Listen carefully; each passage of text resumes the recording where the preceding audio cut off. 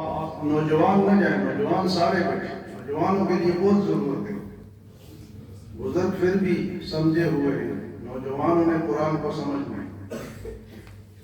سارے نوجوان جم کے بیٹھے اور سنیں، غور سے سنیں، انشاءاللہ آپ کو فائدہ ہوگا۔ جس طرح شروع میں نے بتایا کہ قیامت کے دن پھر ہم کہیں کاش ہم سن لیتے اور سمجھتے، تو اس وقت کاش کا فائدہ نہیں ہوگا۔ تو ابھی موقع ہے، ابھی ہم سنیں اس کو۔ ہمارا درس چل رہا ہے 29ویں سپارے میں سورۃ جن۔ تو جنات کا ذکر ہے۔ جنات کے ذکر میں مسجد کا ذکر کس طرح آیا؟ وَأَنَّ الْمَسَاجِدَ لِلَّهِ فَلَا تَدْعُوا مَعَ اللَّهِ أَحَدًا۔ مسجد اللہ کا گھر ہے، اس میں اللہ کے سوا کسی اور کو نہ پکارا جائے، شرک سے بچا جائے۔ تو جنات، سورۃ جن کیوں ہے اس کا نام؟ حضور صلی اللہ علیہ وسلم فجر کی نماز پڑھا رہے تھے وادی نخلہ میں، تو جنات پہلے آسمانوں پہ جاتے تھے حضور صلی اللہ علیہ وسلم وحی آنے سے پہلے، تو وہاں سے کچھ فرشتوں کی باتیں سن کے آ کے اپنے عاملوں کو بتاتے تھے، عامل پھر اس سے جھوٹ ملا کے لوگوں کو بتاتے تھے۔ تو جب وحی آ گئی تو اللہ نے یہ سلسلہ روک دیا، جنات آسمان پر جانا ان کا بند ہو گیا۔ اور آپ دیکھتے ہیں کہ ایک ستارہ ٹوٹتا ہے، یوں کر کے آتا ہے، وہ شہاب ثاقب ہے۔ وہ اللہ نے ان کے لیے سزا مقرر کی، جیسے آسمان میں جاتے اللہ پاک اس کے ذریعے شوٹ کر دیتے، کچھ مر جاتے، کچھ زخمی ہوئے، کچھ بھاگ جاتے۔ تو یہ جنات گزر رہے تھے وادی نخلہ میں، حضور صلی اللہ علیہ وسلم طائف سے واپس آتے ہوئے فجر کی نماز پڑھا رہے تھے اور اس میں قرآن پڑھ رہے تھے۔ جنات نے سنا، تو جنات نے کہا اِنَّا سَمِعْنَا قُرْآنًا عَجَبًا، ہم نے تو ایک عجیب قرآن سنا ہے، یہدی الی الرشد، تو یہ تو ہدایت کی طرف بلاتا ہے۔ تو جنات نے سنا اور وہ ایمان لے آئے۔ کیا ہوا جی؟ مسلمان۔ تو ہمارا نبی جنات کا بھی نبی، عالمگیر نبی اسی لیے کہتے ہیں کہ وہ انسانوں کا بھی نبی ہے اور جنات کا بھی نبی ہے۔ تو جنات میں کچھ مسلمان ہیں، کچھ کافر ہیں، کچھ اچھے ہیں، کچھ برے ہیں۔ تو پہلے لوگ ڈرتے تھے، کسی وادی میں جاتے ہوئے جنات کی پناہ لیتے ہیں، اس علاقے کے جنات کی سردار کی پناہ میں آتا ہوں۔ تو جب وحی آ گئی تو یہ منع کر دیا کہ اب اگر کسی وادی میں آپ جاتے ہو تو حضور صلی اللہ علیہ وسلم کے رب کی پناہ میں آؤ، حضور صلی اللہ علیہ وسلم کے رب کی پناہ میں آؤ۔ تو جنات ایمان لائے اور انہوں نے اپنا سارے واقعات بیان کیے جو کہ اللہ نے ہمیں بتائے ہیں۔ تو اس میں سارے جنات کے ان باتوں کا ذکر ہے۔ یہاں جنات کے کچھ فرمائے کہ وَأَنَّا مِنَّا الْمُسْلِمُونَ وَمِنَّا الْقَاسِطُونَ، ہم میں کچھ مسلمان بھی ہیں اور کچھ بے انصاف بھی ہیں، یعنی کافر بھی ہیں۔ کافر بے انصاف ہوتا ہے، کیوں؟ کہ وہ اپنے رب کو نہیں پہچانتا، جس رب نے اس کو پیدا کیا ہے اس کو نہیں پہچانتا تو ظالم ہوا۔ ظلم اور کسے کہتے ہیں؟ جو پیدا کرنے والے کو نہ پہچانے۔ ان الکافرون هم الظالمون، کافر ہی ظالم ہیں۔ اور ان کے ظلم آج کل آپ دیکھتے ہیں، فلسطین میں دیکھ لو 2 لاکھ بندوں کو انہوں نے مار دیا اور ٹس سے مس نہیں ہوئے، کہتے ہیں کہ ہم تہذیب یافتہ ہے۔ یہ تمہاری تہذیب ہے، بچوں کو عورتوں کو مارو اور ادھر آ کے ہمیں پولیو پلاؤ، ہمیں کیا پلاؤ؟ یہ ان کی دوگلی پالیسی دیکھ لیں کہ ہمیں تو کہہ رہے تم پولیو کیوں، بچ جاؤ، بیماری سے بچ جاؤ، اور ادھر ہمارے بچوں کو، عورتوں کو، مسلمانوں کو مار رہے ہو، تو جھوٹ ہے یا نہیں؟ یہ پولیو ہماری حکومت بھی بیوقوف ہے، ان پیسے لیتے ہیں ان سے، بعض علاقوں میں بندوق کے زور پہ پھیلاتے ہیں، پولیس ہوتی ہے صاحب۔ تو یہ کیوں پولیس بھیجتے ہیں؟ یہ ان لوگوں سے پیسے لیتے ہیں، حکومتی لیول پہ پیسے لے کے اور زبردستی پلاتے ہیں۔ بھئی غزہ میں، افغانستان میں، عراق میں، شام میں تم نے تو مسلمانوں کو تہدید کر دیا، ختم کر دیا، اور یہاں تم جھوٹ بولتے ہو کہ ہم تمہارے بچوں کو بچاتے ہیں، تم جھوٹ بولتے ہو۔ تو جنات نے لکھا وَأَنَّا مِنَّا الْمُسْلِمُونَ وَمِنَّا الْقَاسِطُونَ فَمَنْ أَسْلَمَ فَأُولَٰئِكَ تَحَرَّوْا رَشَدًا۔ جنات نے کہا جو ایمان لایا اس نے اچھے راستے کی طرف کوشش کی، اور پھر فرمایا کہ وَأَن لَّوِ اسْتَقَامُوا عَلَى الطَّرِيقَةِ لَأَسْقَيْنَاهُم مَّاءً غَدَقًا۔ جو اللہ کے راستے پہ رہے گا اللہ اسے پانی سے سیراب کرے گا۔ پانی کا مطلب ہے کہ رزق زیادہ دیں گے۔ پانی سے رزق آتا ہے نا، روزی کس سے آتی ہے؟ بارش ہوتی ہے تو روزی آتی ہے۔ تو جو لوگ نیکی کے راستے پہ رہتے ہیں ان کے روزی میں اللہ برکت دیتے ہیں، تھوڑے پہ گزارا ہو جاتا ہے۔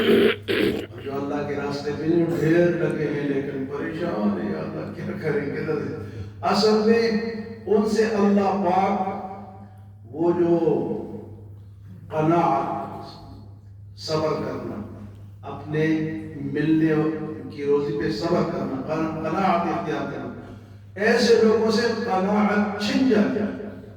یعنی آپ پیسے خرچ کریں گے کہیں ختم نہ ہو جائے گا، کنگال نہ ہو جائے، ہر وقت اس فکر میں رہتے ہیں کہ ہمارے پیسے ختم نہ ہو جائیں۔ اور جو اللہ والے ہیں کہتے تم بھی کھاؤ ہم بھی کھاتے ہیں، انہیں پرواہ نہیں ہوتی، ان کو سکون ہوتا ہے۔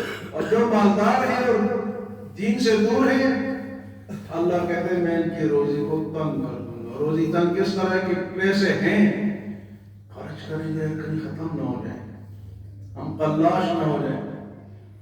تو ہوتے ہوئے بھی تنگ ہے یا نہیں ہے؟ ہوتے ہوئے بھی تنگ ہے۔ تو یہاں اللہ پاک نے فرمایا کہ جنات کے الفاظ، کہ جنات کو بھی کہا کہ جہاں سجدے ہوتے ہیں، مسجد ہوتی ہے، وَأَنَّ الْمَسَاجِدَ لِلَّهِ فَلَا تَدْعُوا مَعَ اللَّهِ أَحَدًا۔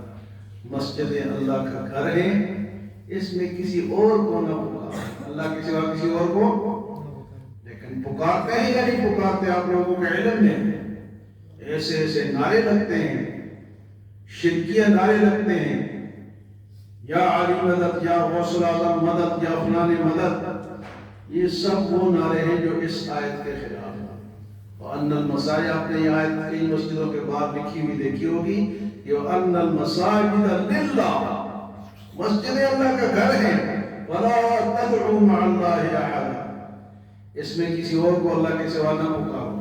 ایسی نعتیں پڑھنا جو کہ اللہ کے توحید کے خلاف ہو بھی منع ہے، ایسے اشعار پڑھنا، ایسے ایسے شعر لوگوں نے ایجاد کیے ہیں کہ بندہ کہتا ہے کہ کفر اور کیا ہوتا ہے۔ برد و جولی میری یا محمد، میں لوٹ کر نہ جاؤں گا خالی۔ بھئی یہ جولی بھرنا کون بھرتا ہے؟ اللہ بھرتا ہے۔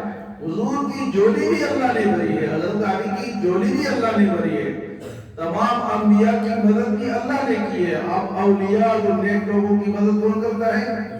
تو کس کو پکارو؟ ان المساجد للہ، اور بے شک مسجد اللہ کا گھر ہے، فلا تدعوا مع اللہ احدا۔ فارسی کا ایک شعر ہے، لوگوں نے لکھا ہے، فارسی پرانے زمانے میں جب ہندوستان اور پاکستان ایک تھا، مغل بادشاہوں کے دوران میں یہ فارسی اسلامی زبان تھی، لیکن جیسے ہی انگریز آیا اس نے سب سے پہلے فارسی کو ختم کیا تاکہ مسلمانوں کی زبان ہی نہ رہے۔ جتنی بھی دینی کتابیں تھیں، گلستان، بوستان، کریمہ، یہ سب کس میں تھی؟ یہ سب فارسی میں تھی۔ تو انہوں نے شعر لکھا ہے، امداد کن امداد کن، اجر رنج و غم آزاد کن، در دین و دنیا شاد کن، یا شیخ عبدالقادر جیلانی۔ یہ فارسی کا غلط شعر ہے کہ تو ہماری مدد کر، تو ہماری مدد کر، تو ہمیں خوشیاں دے، اے عبدالقادر جیلانی۔ تو یہ شرکیہ اشعار ہے، اردو میں بھی ہے، نعتوں میں بھی ہے۔ تو یہاں اللہ کہتے ہیں وَأَنَّ الْمَسَاجِدَ لِلَّهِ فَلَا تَدْعُوا مَعَ اللَّهِ أَحَدًا۔ مسجد اللہ کا گھر ہے، یہاں اللہ کے سوا کسی اور کو نہ پکارا جائے. پکار کے یا اللہ میری مدد، ایاک نعبد و ایاک نستعین. یہ آیت تو اس دور میں کافی پکی بھی ہو گئی، کیونکہ سیاسی طور پہ بھی لوگوں نے اس کو استعمال کیا نا. ایاک نعبد و ایاک نستعین، اور اس کا معنی سمجھے تو بہت اونچا ہے کہ ہم تیری ہی عبادت کرتے ہیں اور تجھ ہی سے مدد مانگتے ہیں. امریکہ سے مدد نہیں مانگتے، کافروں سے مدد. اور آیت کے مطلب کو تو سمجھتے نہیں، اپنے فائدے کے لیے اس کو پڑھتے ہیں.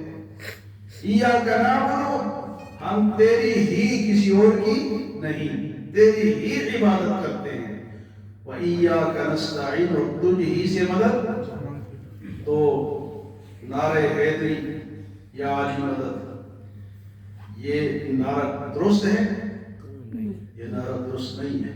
کئی ایسے اور نعرے سیاسی لوگ لگاتے ہیں. میرے بھائیوں، قرآن سنیں گے تو سمجھ میں آئے گی نا کہ نعرہ کون سا ٹھیک ہے، کون سا غلط ہے. جلسوں میں عجیب و غریب نعرے لگتے ہیں. تو اللہ کیا فرماتا ہے؟ وَأَنَّ الْمَسَاجِدَ لِلَّهِ، اور سجدہ 7 اعضاء پہ. حضور نے فرمایا کہ مجھے 7 جگہوں پہ سجدہ کرنے کا حکم دیا گیا. 7 اعضاء، ماتھا یہ ایک ہو گیا، ناک اور ماتھا، دونوں ہاتھ، دونوں گھٹنے اور دونوں پاؤں، یہ 7 اعضاء پہ سجدہ ہے. کتنے اعضاء پہ سجدہ ہے؟ اور سب سے پسندیدہ چیز اللہ کے دربار میں کیا ہے؟ وہ سجدہ ہے. جب انسان نے اپنا سر، جو شان والی جگہ ہے، اس کو اللہ کے سامنے رکھتے، اللہ بڑے خوش ہوتے ہیں اور اس بندے کو اپنا قریب کر لیتے ہیں. اللہ فرماتے ہیں سجدے کرتے جاؤ اور میرا قرب حاصل کرتے جاؤ. تو اتنی دیر آپ کو روزانہ لینی ہے. ماشاءاللہ کیسے آپ خوبصورت لگ رہے ہو. تو ایک آدمی نے کہا کہ کیمرہ ہمارے طرف بھی پھیرو. میں کہا کیمرہ تو آپ، کیمرے والا تو آپ کے پاس بیٹھا ہوا ہے، وہ پھیرے میں کہاں سے پھیروں. تو تھوڑی دیر دیا کریں، ٹھیک ہے جی. یہ انشاءاللہ یہ فائدہ ضرور ہوگا. ہماری جو ناکامی ہے وہ قرآن سے دوری. قرآن سے دوری کیا ہے کہ الفاظ کو ہم پڑھ بھی لیتے، سن بھی لیتے ہیں. تراویح میں پورا سے 12 پڑھا جاتا ہے، لیکن سمجھ تو یہ تھوڑا سا سمجھنے کی چیز ہے.